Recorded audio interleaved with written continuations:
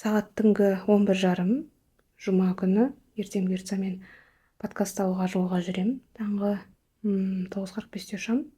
Соған сумкамды дайындап жатырмын. Бір ауыстыратын жейде алдым. Себебі бізде 2 видео подкаст болады. Сосын апайларыма тәттілер және түскі ас ішіп үлгермейтін сияқтымын деп тәп-тәттіден де не алдым. Самса, сондай заттар. Мына менің сұрақтарым. Қайырлы таң. Бізде сағат 8:21 таңғы. Менде осындай лук. Жиі киетін киімім деймін ба. Осындай подкасттарға, ресми жерлерге осыны киіп шығады екенмін. Солай, мен бір ғана рюкзакпен кетіп бара жатырмын, кеше айтқандай. Себебі мен таңертең ұшып бара жатырмын и уже түнде келем, Алла қаласа. Сіздерге айтуды ұмытып кетіппін. Жолдасым да сапарда, сол үшін мен аэропортқа өзім барам. Сол үшін де, кажется, не істеп тұрмын да. Уайымдап, сондай біресе болып тұрмын. Ол өзі уақытылы барып тастайды деп сенесің ғой. Мына жерде енді тек өзіңе ғана сенесің да, енді уақытылы барайын деп жауапкершілік алу керек болып жатыр.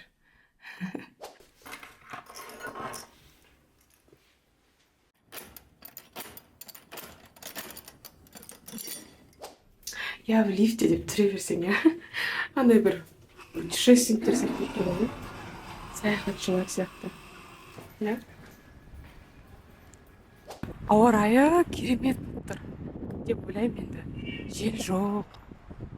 Мен, кстати, влажный салфетка алып алайыншы.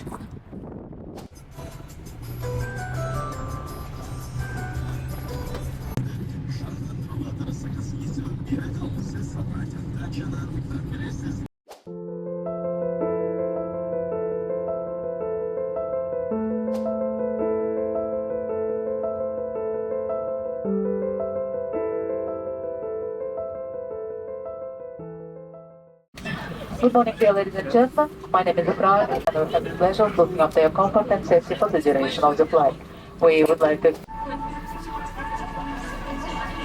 Dear ladies and gentlemen, a warm welcome on board Air Astana. Hız bayramız. Kishushin. Everybig muscle end into the buckle and secure tightly. To unfasten. Когда будем подниматься, я за вас буду держаться. Так вот хорошо.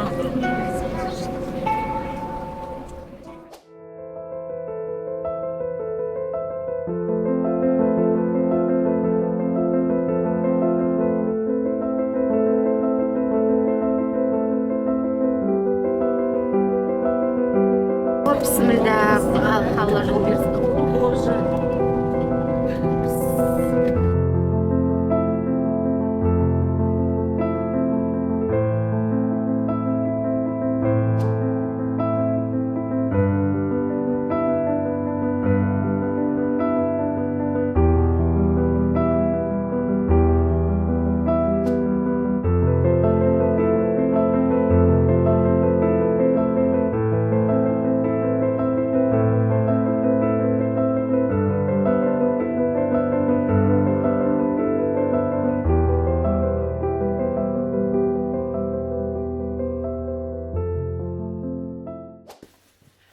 Самолетте қандай күшті нәрселер түсірдім.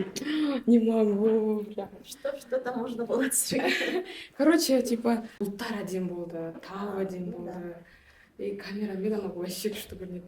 И плюс, ортада адам болған жоқ қой. И мен басында түсіріп берші айтқан жоқ, просто қоя салдым, дейді, нормально түсірді да. Ана қойдыға әкел ұстайын, и ол вообще күштірек көрінді.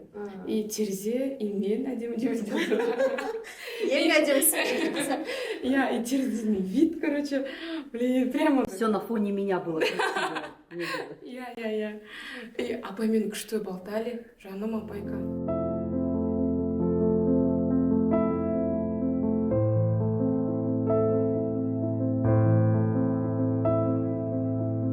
Подкастқа дайындалудамыз. Атмосфера керемет. Подкасттан үзінділер көріңіздер. Студент кезінде талай кітаптар алдымнан өтті. бірақ нағыз осындай бір дәмін кітап клубына кірген кезде сездім десем болады. Мм. Иә. Кітап Солай. клубты өзім үшін аштым десеңші. Иә. Подкастты Жаннұр өзі үшін түсіріп жатыр ғой. Кітап клубты өзім үшін аштым. Иә. Негізі адам өзіне мұқтаж затпен айналысады. Мм. Шынымен де, иә. Оқимын кітапты, ұнамайды ғой бір кейіпкер. Мгм. И қылығы жаңағы шамыма тиеді, Мгм. нервыма тиеді да, сосын неге оны еще басты кейіпкер болады ол. Мгм. Аламын да жаба саламын, рахмет деп та. Кезде біз қатысушылардан сұраймыз, ал неге ол саған ұнамады, несімен ұнамады дейміз да, сонымен кішкене Бізде даже проработка болып кетеді. Сол жерде де. кетеді дей ма? И ол жерде адам уже когда іздейді ішінен, шынымен неге ол маған ұнамайды, мынандай қылықтары, мысалы енді өзінен табуы мүмкін ол қылықтарды да, көбінесе өзімізден ғой мысалы да. И ары қарай уже шынымен түсінеміз, білмеймін, қабылдаймыз. Егер мен ақша төлейтін болсам, мысалы 10 мың теңге дейік, взнос, жаңа қалай қазақшасы? Жарна. Егер мен оны мысалы 10 мың теңге төлейтін болсам, демек мен уже сол ақшаға бола іс-әрекет жасаймын да. Себебі ол жерге қидым ғой өзімнің нәпақамнан бір 10 мың теңгені қидым. Қайталап айтам, егер ол тегін болатын болса, демек ол маған қажет емес. Мен оған неғұрлым көп вклад жасаймын, жаңағы өзімнің вклад дегенім сынтамы. Ценишь. Иә, бағалайтын болам да. Жансая ханымның уақытында, демек мына жерде мынандай нәрсе кетіп қалады. Біз не үшін төлеуіміз керекпіз? Не үшін төлеуіміз керекпіз? Біз еңбегінің ақысын. Иә, Жансая ханымның осы клуб ашып, бізді ұйымдастырып, кітапты бізге тағайындап, кездесуді ұйымдастырып, жасап берген еңбегі үшін төлейміз. Сізге рахмет шақырғаныңызға. Бірінші Рахмет. опытымыз. Енді маған да өте күшті болды. Біз кітап туралы көп оқылады, кітап оқу керек деп айтылады, бірақ практикасында не істейін енді, қалай оқиын деген сияқты сұрағыма керемет жауап, керемет тәжірибелеріңізді алдым.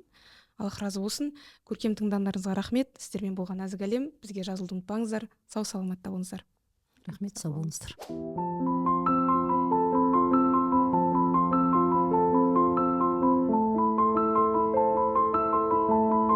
Келесі подкаст табиғат ағайдың жары Гүлзат ханыммен болды. Ол кісінің жүзін көрсетуге болмайды, сол үшін тек қана аудио подкастымыздан үзінді тыңдатамын.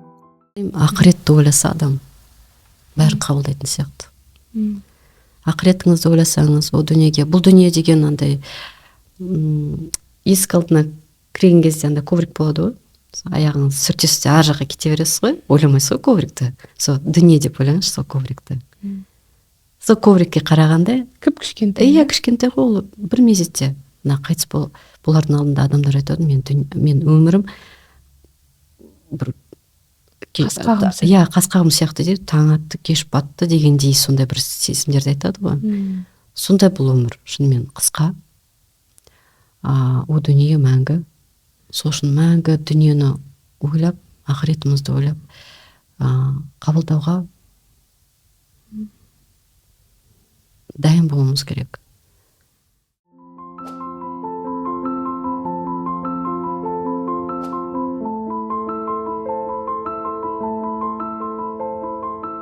Келесі подкаст Айнұр Жұмамұратқызымен болды. Тақырып психологиялық көмек көрсету болды. Подкасттың мақсаты толығымен емдеп жіберу болмаса да, қалай проработка жүреді, соны көрсету. На практике қалай көрінеді енді. Мың рет естігенше бір рет көрген адам. Әкенің қызды ұруы, тек қыз емес, үйдің барлық мүшесін ұруы, боп салауы. Әлі күнге дейін қыздың кешіре алмауы. Қазір терапияда біз күреспейміз, біз жеңілеміз. Сол кезде ғана, то есть сопротивление көрсетпейміз, сол кезде как по маслу дейді ғой, бәрі күшті болады. Хорошо. Онда кеттік, көзіңізді жұма қойыңыз. Біз подкасттан кейін кешкі асқа келдік. Рахат. Спокойно десең. Иә. Қандай сезім, Айнұр ханым, подкасттан кейін? Күшті. Потому что білесің да, что негізі әр подкаст по-любому иншаллах пайдалы болады қоғамға. Иншаллах. И ты радуешься за то, что ты имеешь в это вклад көп нәрсе айтылды, айтылмайтын нәрселер айтылды, кейде мысалы күнде айтыла бермейтін нәрселер айтылды. Так что вообще күшті болды. Тем более тема психология, она для меня всегда интересна. Ауыр болмады ма бүгінгі? Кішкене былай уайым болды, потому что все-таки камераға көрсетеді ғой, терапия олай емес. Потому что терапияда адамның ашылғысы келмейтін нәрселер ашылады ғой. Тут как бы сол үшін ғана уайымдадым. Жалпы біздің қызымыз ашыла ала ма деп ше. Бізде, короче, подкастта қыз келіп, шақырылған қонағымыз келіп, өзінің бойымен бөлісті. И бізде шоу подкаст болды. Новый жаңа атау. Қазақстанда болмаған шоу подкаст. Бомба подкаст қой деймін. Иә, иншаллах. Интрига, да. Бисмиллах, біз тамақ ішінде жатырмыз. Таңертең самолетте жеген пирожкиден басқа ештеңе жемеген. Бірақ нормально, 3 подкаст болды. Бірақ күшті, прям ощущение классное. Сезімдер, өте күшті сезімдер болып жатыр. Солай қараңыздар, мен бірінші подкасттың киімі, ішімде екінші подкасттың киімі. Солай өмір. Ас болсын бізге. Менде фетучини. Апайда куриный суп, иә? Сосын жерде шай. Жаным ұр болды, ешкім сыймайды, сосын мен қойып қойдық шайымызды. Кішкентай столик, да? Ну, классный вечер, вообще супер. Ас болсын. Солай, ас болсын.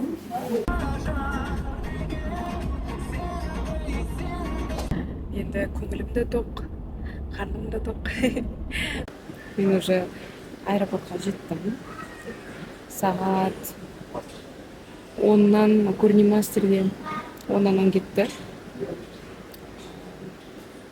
Жаным апай кетеке жазып жатыр. Гүлзат апай, табиғат ағаның ханымы. Айнұр апай, аман есен жетіп алыңыз деп жатыр. Қатар келіпті да осылай. Күшті сезім, мен әйел адамдарды жақсы көремін. Признаюсь вам в любви деймін ба.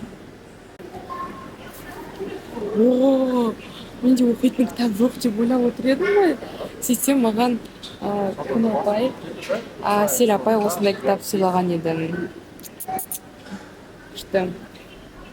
Еще маған Әлия апай, ой, Әсел апай, бұны Жансая апай сыйлады.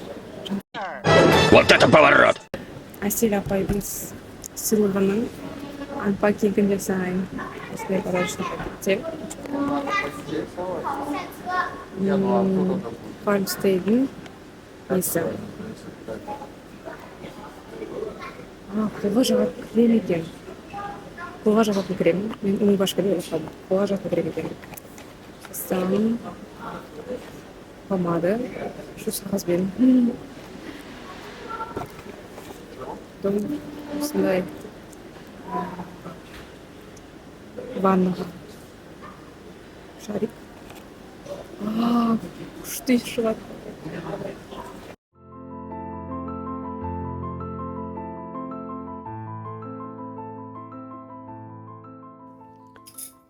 Мен келдім.